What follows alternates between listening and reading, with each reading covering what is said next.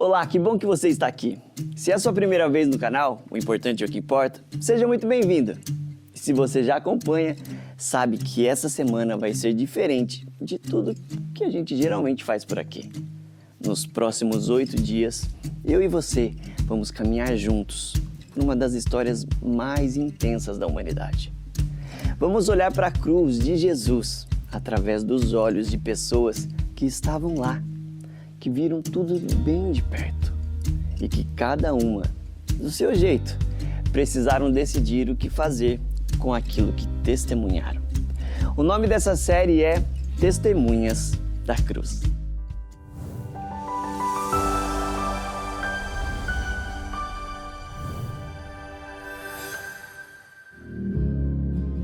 Hoje, no primeiro dia, a gente começa com o próprio Jesus, porque antes de falar de quem estava ao redor, a gente precisa contemplar o que aconteceu naquela cruz. Eu quero começar abrindo a palavra. Vamos lá em Atos, capítulo 22, do verso 15. O contexto aqui é a conversão de Paulo. Ananias está falando com ele e diz bem assim: porque você terá de ser testemunha dele diante de todos, anunciando as coisas que você tem visto e ouvido. Paulo não estava na cruz, ele não viu Jesus morrer, mas Deus disse que ele seria testemunha, mesmo assim. Testemunha daquilo que viu e ouviu na própria vida dele. E esta mesma missão vale para a gente hoje. Guarda esse texto, porque no final ele vai fazer ainda mais sentido. Agora, eu quero que você imagine comigo, pode até fechar os olhos se quiser. 3 cruzes numa colina. No centro, Jesus, pendurado entre o céu e a terra. O pescoço machucado se move devagar de um lado para o outro. Ele está olhando para a multidão e, diferente de qualquer ser humano, ele conhece cada pessoa ali. Sabe o nome, sabe o que cada uma está sentindo. Sabe de que lado cada uma vai escolher ficar antes do fim do dia. Enquanto os cravos rasgam sua pele, Jesus observa, vê soldados romanos agindo no automático, cumprindo ordens, sem parar para pensar no que estão fazendo. A Bíblia diz em Lucas 23, versículo 34, que Jesus orou por eles. Pai, perdoa-lhes porque não sabem o que fazem. Essa oração surpreendeu todo mundo ali. Imagine, você está sendo torturado, humilhado e pede perdão em favor de quem te colocou lá. Isso Jesus faria. Mas Jesus também vê outros soldados que estão em silêncio. Algo está acontecendo no coração deles. É o Espírito Santo trabalhando, abrindo espaço. A batalha espiritual está acontecendo ali, na frente de todo mundo. Jesus vê os líderes religiosos, fariseus, saduceus, escribas, gente que sabia as profecias de cor, gente que conhecia Isaías 53, gente que sabia de Números 21, onde Moisés levantou a serpente no deserto. Enquanto o Espírito Santo sussurrava aquelas profecias nos ouvidos deles, a maioria fechou o coração. O orgulho falou mais alto. Mas uns poucos começaram a se perguntar: será? Será que este é aquele? Será que as profecias se cumprem agora diante dos meus olhos? Tinha gente na multidão que nunca tinha visto Jesus na vida. Chegaram ali levadas pela curiosidade, pelo barulho, e foram engolidas pelo clima. Gritando insultos, fazendo gestos obscenos contra o príncipe da paz. Anjos caídos com total autorização daquelas pessoas. Colocavam palavras de zombaria e escárnio na boca deles. Mas também tinha gente ali que Jesus tinha curado. Gente que ouviu o sermão do monte, gente que viu a multiplicação dos pães. Uns abriram o coração e creram que Jesus era o Cordeiro de Deus. Outros, mesmo impactados, viveram o resto dos dias como se nada tivesse acontecido, indiferentes. Uma pequena parte tentou defender Jesus, mas a voz deles desapareceu no barulho. Aos pés da cruz, um grupinho pequeno, os discípulos, os melhores amigos de Jesus, fugiram lá no Getsêmani. Dos 12, só João ficou. Ao lado dele, Maria, a mãe.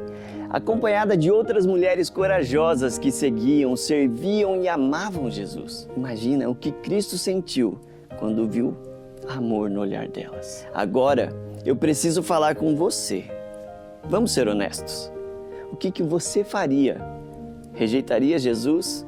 Se você já é cristão, a resposta parece óbvia. Eu não faria nada. Mas pensa comigo. Quanto tempo você passa na internet por dia? Talvez seu celular tenha essa estatística. Alguns mostram até o tempo por aplicativo. Agora, compare esse número com o tempo que você passa orando ou lendo a Bíblia. O que ganhou? Eu também luto com isso. Todos nós. E esse é só um exemplo, mas diz muito sobre a prioridade das nossas vidas. A gente sabe que Jesus é importante, sabe que Ele nos ama. A Bíblia diz em Jeremias 31:3, com amor eterno eu te amei, por isso com benignidade te atraí. A gente entende que, como diz Atos 4:12, não há salvação em nenhum outro. Tem convicção de que Jesus vai voltar. Mas nos minutos e horas do dia, nas nossas ações, a gente acaba trocando Cristo por coisas materiais, por experiências, por afetos passageiros. Lá em Mateus 6:21, Jesus disse: onde estiver o seu tesouro, aí também estará o seu coração. Aquilo que você mais valoriza recebe sua energia, seu tempo, sua atenção. E o nosso enganoso coração é atraído por prazeres que duram pouco, sem perceber que a gente está abrindo mão de uma alegria eterna. E tem uma guerra acontecendo por causa disso. A gente não vê, mas ela é real. Assim como aconteceu na cena da cruz, há um conflito ao nosso redor. De um lado, força das trevas disputam sua atenção, sua devoção e o seu coração. São elas que se encarregam de fazer você esquecer Jesus na rotina, de abrir o aplicativo antes da Bíblia, de falar mal dos outros ao invés de falar com Deus. Do outro lado, o Espírito Santo trabalha para que você se lembre de Jesus em cada momento, em todos os momentos. É Ele que te convida à devoção quando você abre os olhos de manhã. É Ele quem fala ao coração para você conversar com Deus de verdade. Talvez agora mesmo Ele esteja falando com você, para não se distrair e não perder essa mensagem. E o mais impressionante dessa guerra, quem decide, o vencedor é você. Todos os dias, as testemunhas ao redor da cruz tiveram essa escolha. E a gente também tem. Jesus conta com você para compartilhar essa história de amor. Sua família, seus amigos e seus conhecidos talvez ainda não conheçam a cruz e precisam que você apresente. O chamado vai além de ser espectador. É um convite para compartilhar o que a gente tem testemunhado na própria vida. Quanto mais perto de Jesus você viver, mais dessa história você vai ter para contar. Se você está assistindo com a sua base ou grupo de amigos, no final desse vídeo, converse com a galera sobre 3 coisas. Primeiro, quando você está com os amigos, você tem sido uma boa testemunha de Jesus. Segundo, quais os obstáculos você encontra ao tentar falar de Deus para os outros? E terceiro, como superar esses obstáculos. Eu quero encerrar esse primeiro dia com uma pergunta que vai ecoar a semana inteira. O que te impede de ser uma testemunha fiel do maior acontecimento da história? Talvez seja o medo de que os outros vão pensar. Talvez seja vergonha. Talvez você ache que não sabe o suficiente, que não vive o suficiente, que não é bom o suficiente. Mas Deus não pediu perfeição, Ele pediu disposição. Olha o que Paulo disse lá em 2 Coríntios 5:20. Portanto, somos embaixadores de Cristo, como se Deus estivesse fazendo o seu apelo por nosso intermédio. Você é embaixador.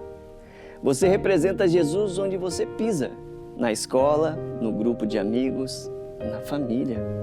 E um embaixador, ele não se esconde. Hoje, eu quero te convidar a decidir ser uma voz viva dessa mensagem. Conte a história da cruz de um jeito criativo, envolvente, que faça sentido para os seus amigos. Você os conhece. Você sabe como falar com eles. Eu desafio você a mandar uma mensagem para alguém, contando algo que Jesus fez por você. Pode ser curto, pode ser simples, mas seja testemunha hoje. Não amanhã, agora, hoje. Vamos orar juntos. Repita comigo aí no seu coração. Deus, me ajude a ser testemunha do seu amor demonstrado lá na cruz. Não amanhã, mas agora. Eu entrego a minha vida em tuas mãos, em nome de Jesus. Amém. Amanhã a gente vai falar de alguém que conviveu com Jesus por 3 anos. Andou com ele pelas estradas, viu milagres, ouviu cada sermão. Ele era um dos 12 e mesmo assim vendeu Jesus por 30 moedas. A história de Judas Iscariotes tem mais a ver com a nossa vida do que a gente gostaria de admitir. Te vejo amanhã às 19h30 e que Deus te abençoe.